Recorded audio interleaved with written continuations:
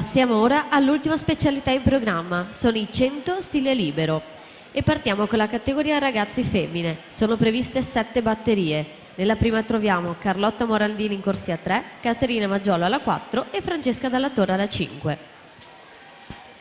Ultima prova dei due run al maschile con i Matteazzi al centro della vasca, ritroviamo Pierandrea alla 5, mentre esordio per Massimiliano in corsia numero 4. Di Pierandrea abbiamo detto la sua esperienza ai giochi del Mediterraneo e della medaglia d'argento vinta nei 4 misti agli assoluti di lunga nell'aprile del 2018. Per Massimiliano non manca la finale, anche lui era presente in quella gara, è stato quinto in quei 400 misti, finalista anche nei 200, chiuso in 7ª posizione, convocato anche in nazionale giovanile qualche stagione fa. Pierandrea su Massimiliano alla virata dei 100 a 9 centesimi di distanza, con Stefano Finotto in terza posizione, sta nuotando in terza corsia.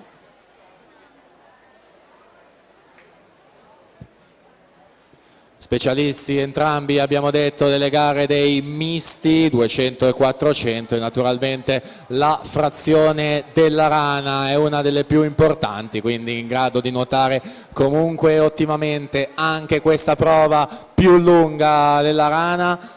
Pierandrea Matteazzi che va ad incrementare, nuota 37,45, guadagna su Massimiliano 37,91.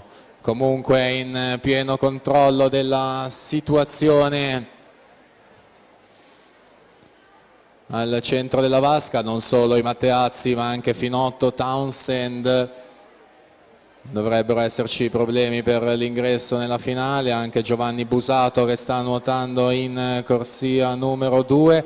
Torniamo là davanti però per registrare questo arrivo ed è in corsia numero 5 Pierandrea Matteazzi 2:23,62 su Massimiliano Matteazzi 2:23,80.